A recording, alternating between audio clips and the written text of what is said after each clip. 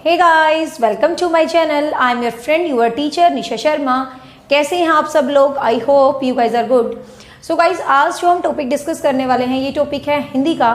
और you know well, Hindi हर एक competitive exam में बहुत इंपॉर्टेंट रोल प्ले करती है, चाहे वो हरियाणा HSSC का एग्जाम है, एसटेट का एग्जाम है, DSSB का एग्जाम है, KVS का है, या किसी भी स्टेट का स्पेशल यूपी टेट है, सुपर टेट है, सब में हिंदी आती है और हिंदी बहुत डोमिनेटिंग सेक्शन अदा करती है। और मैं आपको श्योरली बोलती हूँ, जो मैं हिंदी करवाऊंगी उससे बाहर एग्जाम्स में हिंदी नहीं आती है। जो बच्चे पहली बार मेरा चैनल देख रहे हैं, मैं बता दूं, my channel dedicated for teaching exams, specially and Haryana HSSC exam, teaching का कोई भी एग्जाम है। कुछ बच्चों के बहुत सारे कमेंट थे इस चैप्टर को लेके। द चैप्टर इज, हिंदी का एक बहुत अच्छा चैप्टर है जो हमेशा आता है और HSSC का तो बहुत फेवरेट है, हर एक एग्जाम में आता है। The name of the chapter is वाच्य। नेम क्या है उस चैप्टर का? वाच्य, जिसको इंग्लिश में हम वॉइस बोलते हैं। तो इंग्लिश में active voice and passive voice भी मैं पढ़ा चुकी हूँ। आप इंग्लिश ग्रामर की प्लेलिस्ट देखो, HSSC के लिए और एसटेट के लिए, टेट एग्जाम्स के लिए बहुत इंपॉर्टेंट रहेगी। तो वाच्य, आप सबसे पहले माइंड में आता वाच्य होता क्या है? वाच्य होता है किसी बात को, वाच्य होता है कहने का ढंग, मतलब तरीका, किसी बात को आप कैसे कहते हैं। जैसे हम बोलते हैं ना एक्टिव वॉइस, एक तो डायरेक्ट वे में कहते हैं, एक पैसिव वॉइस उसको बना के द्वारा लगा के कहते हैं। तो वाच्य होता है किसी भी कहने का ढंग, मीन्स क्रिया का रूपांतरण। क्रिया है किस तरीके से क्या डोमिनेट करी, मतलब शुद्ध हिंदी में यदि वाच्य का अर्थ आपसे पूछा जाए तो वाच्य का शुद्ध अर्थ होगा कथन। ठीक है, वाच्य का शुद्ध अर्थ क्या होगा? कथन होगा। क्रिया का रूपांतरण किस रूप में हो रहा है? तो क्रिया का रूपांतरण 3 टाइप से होता है। तो वाच्य जो है बेसिकली वो 3 टाइप से होता है। कृतवाच्य, कृत्रिवाच्य भी बोल देते हैं भाई, ज्यादा शुद्ध हिंदी में जाए तो, कर्मवाच्य और भाववाच्य। वाच्य 3 प्रकार से होते हैं, कृतवाच्य, कर्मवाच्य और भाववाच्य। इसको कृत्रिवाच्य बोल देते हैं ज्यादा शुद्ध में जाए तो। अब सबसे पहले डोमिनेट करेगा कि कृतवाच्य होता क्या, कर्मवाच्य क्या होता है और भाववाच्य क्या होता है। देखो, कृत्रि मीन्स जिसमें कर्ता डोमिनेट हो। तो बच्चे जिसने मेरा कारक का चैप्टर नहीं देखा, हिंदी की प्लेलिस्ट में जाना, कारक जरूर देखना। HSSC के एग्जाम में वाच्य और कारक से जरूर क्वेश्चन आते हैं और एसटेट के एग्जाम में भी कंफर्म क्वेश्चन आता है। ठीक है, तो कृतवाच्य जिसमें कर्ता डोमिनेट हो, जिसमें कौन डोमिनेट हो? कर्ता डोमिनेट हो, वो कौन सा वाच्य कहलाता है गाइस? कृतवाच्य कहलाता है, जिसमें कौन डोमिनेट हो? कर्ता। अब कर्ता कौन होता है? डूअर, एक्शन को जो करता है, काम को जो करता है। जैसे मैं पढ़ा रही हूँ, मैं डूअर हूं, मैं करता हूं, तो मैं करता हूं। ठीक है, समझ रहे हो? जो काम को तुम पढ़ रहे हो ना, तो तुम करता हो। कहने का मतलब एक्शन का मोड जो होता है, एक्शन का स्टैंडर्ड जो होता है, एक्शन जिस पे निर्धारित होता है, वो क्या कहलाता है? कृतवाच्य है। जैसे कि राम सोता है।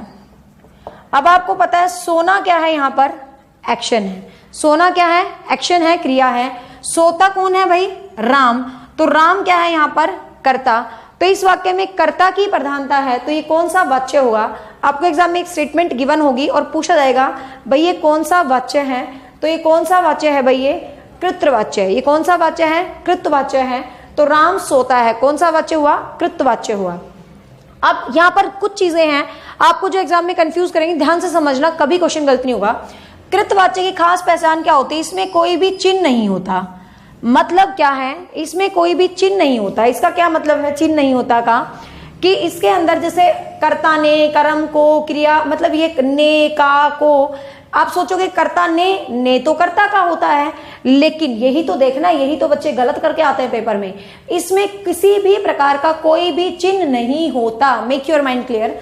जैसे राम ने पत्र लिखा, तो ये कृतवाच्य का उदाहरण नहीं होगा क्योंकि इसके अंदर ने आ गया। ठीक है, इसके अंदर कोई चिन्ह नहीं होता। और ध्यान रखना, इसमें सकर्मक और अकर्मक दोनों टाइप की क्रियाएं आ जाती हैं। सकर्मक और अकर्मक का मतलब क्या है? सकर्मक मतलब जो कर्म के साथ होती है। जैसे राम पत्र पढ़ता है, तो राम पत्र, पत्र कर्म है ना, कर्म, तो कर्म के साथ जो क्रिया होती है वो भी आ जाती है। राम सोता है, सोता कौन है? राम। तो सोना कोई कर्म नहीं है, मतलब कर्म नहीं है उसके अंदर, सिर्फ राम डोमिनेट है, कर्ता डोमिनेट है, तो वो अकर्मक क्रिया हुई।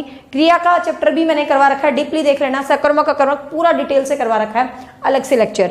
ठीक है, तो ध्यान रखना, कृतवाच्य की खास पहचान क्या है? इसमें कोई भी चिन्ह नहीं आता है, इसमें कर्ता ही क्रिया का अनुसरण करता है, मतलब कर्ता ही डोमिनेट होता है। और इसके अंदर सकर्मक और अकर्मक दोनों प्रकार की क्रियाएं आ जाती हैं। जैसे राम पत्र पढ़ता है, राम पत्र पढ़ता है, तो ये भी क्या है गाइस, कृतवाच्य। ये भी क्या है, कृतवाच्य। राम पत्र पढ़ता। अब कई बच्चे कहेंगे जी पत्र तो कर्म है, तो ये तो कर्म वाच्य होना चाहिए, लेकिन देखो इसमें कोई भी चिन्ह नहीं है और राम पत्र पढ़ता है, राम ही मुख्य है और राम मुख्य होने की वजह से ये कृतवाच्य का ही उदाहरण है। सीता गाना गाती है, सीता क्या गाती है, गाना गाती है, तो ये भी किसका उदाहरण है, कृतवाच्य का। ठीक है, तो समझ गए होगे आई होप आप कृतवाच्य को। अब मोस्ट इंपॉर्टेंटली जो एग्जाम्स में पूछा जाता है, लेट कम ऑन दिस, कर्म वाच्य। मोस्ट इंपॉर्टेंट है कर्म वाच्य, जो पेपर्स में ज्यादा पूछा जाता है। कर्म वाच्य में सबसे मेन तो कोई ना कोई चिन्ह आपको मिलेगा। चिन्ह का मतलब जैसे कर्ता ने, कर्म को, ये सिंबल आपको मिलेंगे।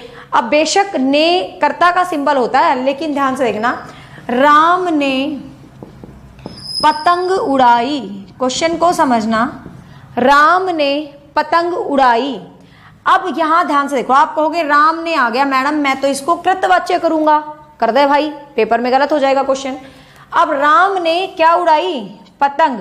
अपना पूरा का पूरा सेंटर किसके ऊपर है, पतंग के ऊपर। अपना पूरा सेंटर किसके ऊपर है गाइस, पतंग के ऊपर है। अपना पूरा फोकस किसके ऊपर है, पतंग के ऊपर। तो राम ने पतंग उड़ाई, तो एक किसका उदाहरण है, कर्म वाच्य का। और ध्यान से देखो यहां पर ने आ गया, तो कर्ता ने बेशक होता हो, लेकिन जब हम वाच्य को करते हैं तो कृतवाच्य के अंदर कोई सिंबल नहीं होता। Again and again I repeat. ठीक है, मोहन ने पत्र लिखा, सीता से गाना गाया गया, सीता के द्वारा गाना गाया गया, तो ये सब किसके उदाहरण हैं, कर्म वाच्य के। ये सिंपल सिंपल एग्जांपल सबको पता है, कुछ यूनिक एग्जांपल पे चलते हैं। जहां कर्ता दिखाई ना दे, जैसे मैं कहूं पत्र भेजा गया, ध्यान से देखना, पत्र भेजा गया। अब हमें नहीं पता किसने पत्र भेजा, ठीक है, पत्र भेजा गया, क्या भेजा गया भाई, पत्र। मुख्य रूप से क्या डोमिनेट कर रहा है, पत्र ही डोमिनेट कर रहा, हमें नहीं पता किसने भेजा।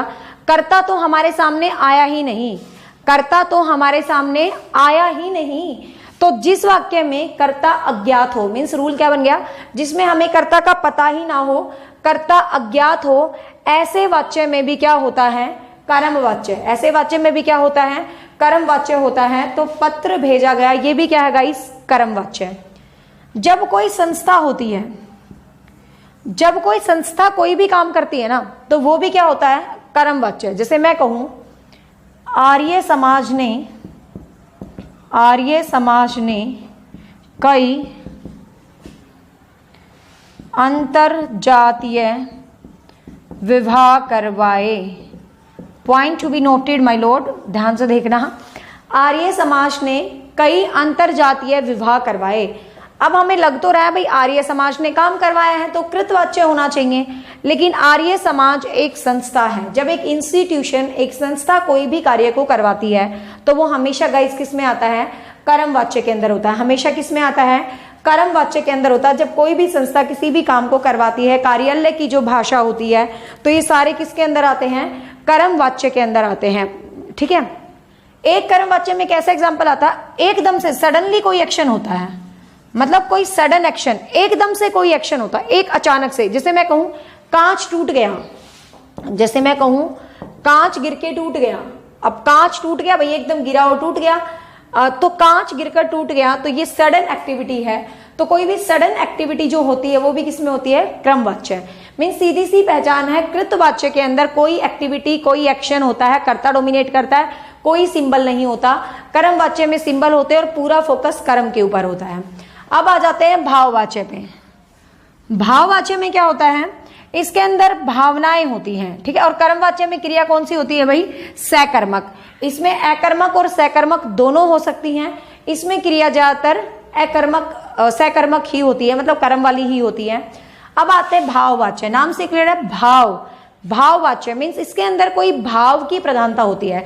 इसके अंदर किसकी प्रधानता होती है गाइस, भाव की प्रधानता होती है। कोई भाव मुख्य रूप से डोमिनेट करता है भाववाच्य के अंदर। इसमें ज्यादातर अकर्मक क्रियाएं होती हैं, बट जरूरी नहीं है सकर्मक भी आ जाती हैं, ठीक है। इसमें है ना ज्यादातर नहीं के ऑप्शन भी मिलेंगे, नहीं वाले सेंटेंस मोस्टली इसमें आते हैं। जैसे मुझसे अब गर्मी सही नहीं जाती। अब बच्चे कहेंगे मैम रोज ये इशू बना देते हो। इशू नहीं है, मैंने ना फैन तो बिल्कुल है ना, मानोगे मेरे बिल्कुल सिर पे लगा हुआ है, क्योंकि रूटीन में पढ़ाती हूँ। इस रूम में 4 फैन लगे हुए हैं, मतलब ये होल कमरा है और बड़ा कूलर भी लगा हुआ है और 4 फैन है लाइन में इस रूम में, बिल्कुल मेरे सिर पे भी एक फैन है।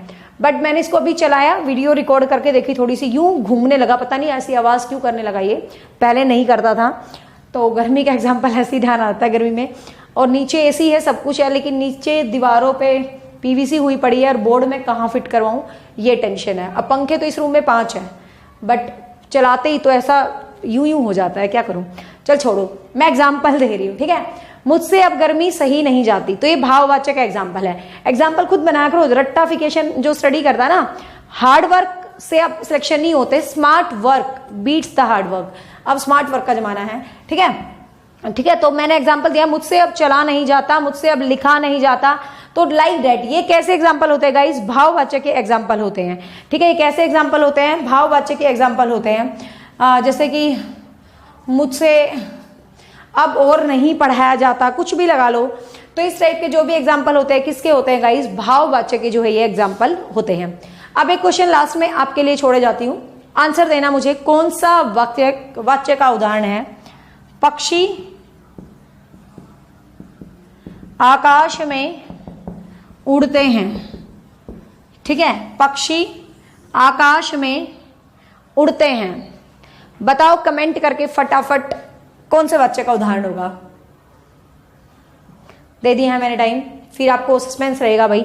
तो मैं बता देती हूँ, पक्षी आकाश में उड़ते हैं। कई बच्चों को लग रहा होगा ये कर्म वाच्य है कि पक्षी आकाश में उड़ते, कोई बड़ा सेंटेंस होता तो कर्म है, लेकिन पक्षी ही कर रहे हैं सारा एक्शन, कहीं भी कोई पक्षी के बाद सिंबल नहीं है। तो ये किसका उदाहरण है? कृतवाच्य का उदाहरण है, ठीक है।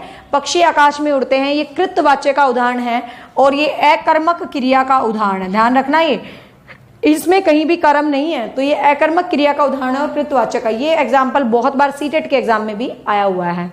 So guys, hope so you like my Hindi classes as well as all classes that I provide you. So if you like, then don't forget to like the button. I always seen कि views तो बहुत ज़्यादा होते हैं, लेकिन like बिल्कुल भी नहीं होते। यार तुम लाइक क्यों नहीं करते? लाइक करने से तुम्हारा क्या जाएगा? मेरे लिए अच्छा होगा, क्योंकि वीडियो थोड़ी सी रैंकिंग में आएगी और बच्चों को दिखेगी। क्योंकि मेरा सिर्फ इतना सा सपना है कि मैं इतनी मेहनत से पढ़ाती हूँ, तो एटलीस्ट हर वो बच्चा जो गरीब है, जो कोचिंग नहीं ले पा रहा, हर एक बच्चे तक मेरी एजुकेशन पहुंचे। एंड सीरियसली स्पीकिंग, मैं कोई भी सोशल साइट यूज नहीं करती, फेसबुक इंस्टाग्राम कुछ भी नहीं है मेरे पास। सिर्फ you guys are my strength, तुम ही मेरी स्ट्रेंथ हो भाई। तो जितने भी तुम्हारे फेसबुक, व्हाट्सएप, भाई बहन व्हाटएवर सब हैं, तो जितने भी तुम्हारे फेसबुक, व्हाट्सएप स्टडी ग्रुप हैं, तो वीडियो अच्छी लगे तो उसमें शेयर जरूर कर दिया करो, जबरदस्ती नहीं है। और चैनल अच्छा लगा तो भाई, जो पहली बार देख रहे हैं, चैनल अच्छा लगा तो छोटा सा मेरी फैमिली का हिस्सा बने। So don't forget to subscribe if you watch my videos very first time, and if you want the notes and study material, then you can contact me. I am from Haryana, Panipat. 7015467794 7015467794. Bye bye, take care, have a nice day, thank you.